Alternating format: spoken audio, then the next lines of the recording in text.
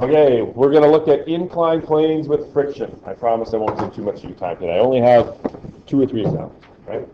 So a girl said, and actually I have a cool video to show you today. You're going to love it, I guarantee it. How long is it? No, got to get to example number 2. How long is it? It's short, but amusing. It's an amusing anecdote from the 1970s. You know, long hair, mustaches, and it's going to be awesome. A girl sits at the top of a frictionless, snow-covered hill on her inner tube. If the hill is inclined at an angle of 25 degrees to the horizontal, what will be the girl's acceleration due to gravity? You do? Yes, I see that. A girl's. So, it's a frictionless, snow-covered hill. Okay? So what have we got here? We've got FD. Is there anything else? Any other forces? I mean, there's gravity down, the weight force down, and the normal force up, right? And FD is really just the component of gravity that's going down the hill. If there's no friction, it's just FD, right? If there's no friction, it's just FD. In other words, my FD is my F net. Right? My FD is my F net. And you've seen this before. This is nothing new. When FD is simply mg, F net is equal to, oh, hang on here. FD is not equal to mg. It's mg what? Sine theta. And F net is mass times acceleration. And what happens to the masses? Doesn't matter how much Randy Greger weighs when sliding down the tubing hill. Acceleration is going to equal g sine theta. So in this case here, it's going to be 9.8 times the sine of 25. She's going to accelerate at 4.14 meters per second squared. Now, we all know, I'm sure many of you have been tubing at Assisipi. Nope. Yep. Anyway, we all know that adults, bigger people compared to smaller children, tend to go down the hill faster. I just told you the mass doesn't matter. How come it matters in real life? Because it's real life. Exactly. Okay? Because real life is not frictionless. Okay, so it does matter. Right? That's one reason. And there's a variety of other reasons too. There's some air resistance and there's a whole bunch of different things too. Okay, so that was pretty easy.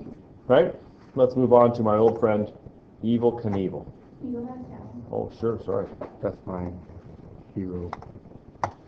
All right, moving to example number 2. When I was a kid, Evel Knievel was the coolest guy around. Still is. Yeah? Mm-hmm. Were you even cooler than Felix Baumgartner? Oh, I don't know. Yeah. It's close one. Evel Knievel was a stuntman from the 1970s, and he jumped on his motorbike. He jumped everything. And here he is jumping over Caesar's Palace. He jumped everywhere.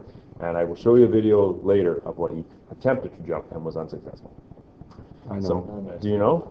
Yeah, you might have Of seen it. course I know, man. Yeah. Evel Knievel is driving his motorcycle up a ramp inclined at 30 degrees to the horizontal before jumping over a row of cars. If there is a constant frictional force of 1,000 newtons on the ramp, determine the force that the motorcycle engine must apply to accelerate up the ramp at 1/3 g, assuming that their mass is 250 kilograms. So this is sort of a little different looking. Okay. I'll just draw it here, right? So there he is on his motorbike. There's going to be a force down, like if he just put his motorbike at the top of the ramp, he would slide down, right? There's also a friction force of 1,000 newtons down, and there's an applied force caused by the motorbike up the ramp. And the overall net force of all three of those has to be 1/3 g. Okay, so this is sort of your first introduction to showing acceleration in terms of g. So the first real step you need to come up with is acceleration is going to be 9.8 divided by 3, 1/3 of g. Okay? Get your new cell phone out there, Justin, and punch that in for me. 9.8 divided by 3, because I don't have it. It's going to be like 3.2 something. 3.26. 3.26. Okay, so when I say 1/3 g, it means 9.8 divided by 3. Alrighty, so my net force my overall net force is mass times acceleration. My overall net force must be 250 times that 3.26 value.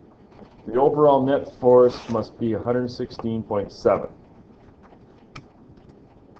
Something like that. And that net force is made up of the applied force and the FD and the FF, right? And we need to know how much force does the engine have to apply. In other words, we are solving for FA. We're solving for FA. I'm going to write something like the net force is FD plus FF plus the applied force. Right? The F net is the sum of all the forces. And that net force is 816.7. Ooh, do I have FD yet? I don't. Can I squeeze it in somewhere? Or a better question is, can you squeeze it in somewhere? Because I know I can. Yeah. FD is equal to mg sine theta. 250 times 9.8 times the sine of, what's the angle? 30. Did you use 3.26? No, because that acceleration, that 3.26 is just the acceleration of the motorbike. So the FD is still, it's mass times gravity times sine theta. So that's what it is.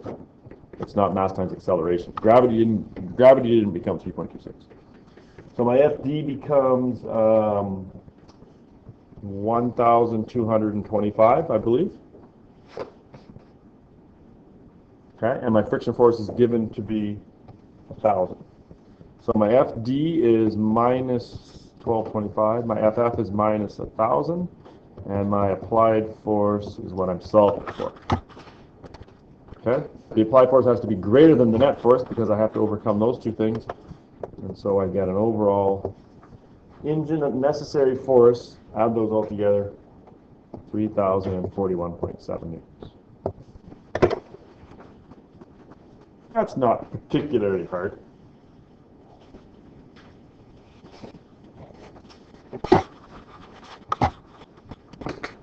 So I think part B says, yeah.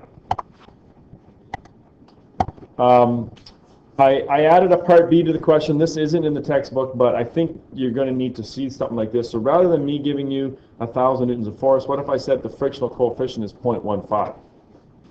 Okay, so in other words, everything else is going to be true.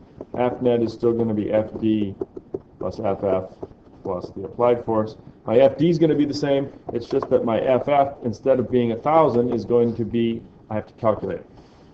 Okay, so I would have to go mu equals FF over Fn. The mu value is 0.15. Friction force. Now, the normal force on a ramp, remember, it's not just mass times gravity. What's the normal force on a ramp? It's actually mg cos theta. Right?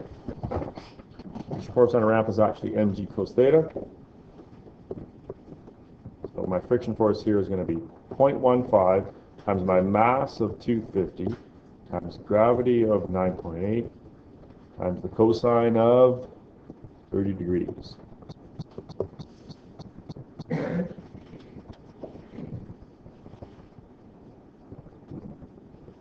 $318.3.